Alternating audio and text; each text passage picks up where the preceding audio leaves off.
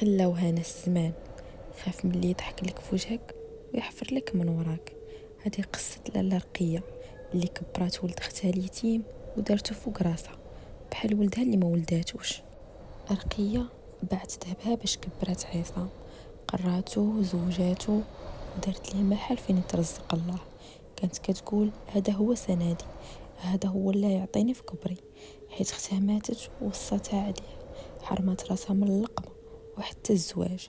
كانت كتعجن الخبز بالليل وتبيعه باش تخلص عليه القرايه وكل ما يحتاج من اللباس والماكله، ويكبر وما يحش براسو يتيم. كبر عصام ولاله رقيه كانت فرحانه بيه بحال شي شجره سقاتها بدم جوفها وتمرات. عصام كان سوسه من الداخل، كيمثل الحنان غير باش يوصل داكشي اللي بغا. كان ديما كيقول ليها انت يا خالتي الدنيا وما فيها، كوني هانيه، رزقي هو رزقك والدار راه دارك. عصام تزوج بمرأة طماعة بحالو، بداو كيخططوا كيفاش يحيدوا لاله رقية من الطريق. واحد الليلة دخل عندها هو كيبكي بدموع التماسيح وقال ليها خالتي راه المحل غرق كريدي وغادي نمشي للحبس إن ما سنيتيش ليا هاد الورقة باش ناخد كريدي من البنك. لاله رقية بلا ما تخمم بسمات باللي عطاها الله. وهنا كانت الصدمة. فاقت الصباح ولقات العدول والناس كيعبروا في المحل والدار. عصام ما خداش القرض، عصام باع الدار كاملة بكل ما فيها. وفاش جات سولاتو لاله رقية فين غنمشي وليدي، جاوبها بكل برودة الخيرية راه عامرة والزنقة واسعة، أنا باغي نبدا حياة جديدة ونكون مع مراتي بعيد على صداع الشيبانيات.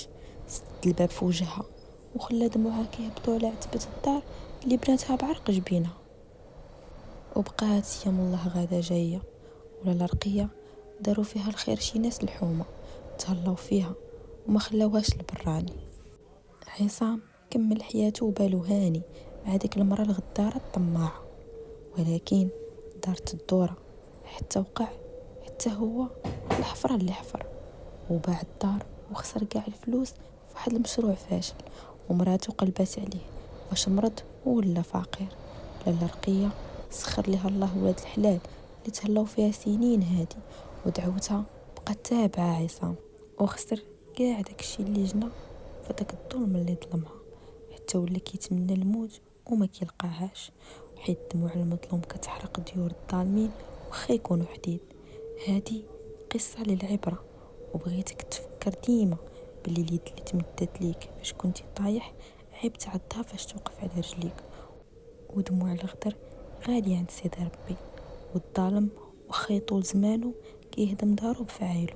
والرزق كيمشي ويجي، ولكن رضا الوالدين الا مشاو ما كيعوضهم مال الدنيا.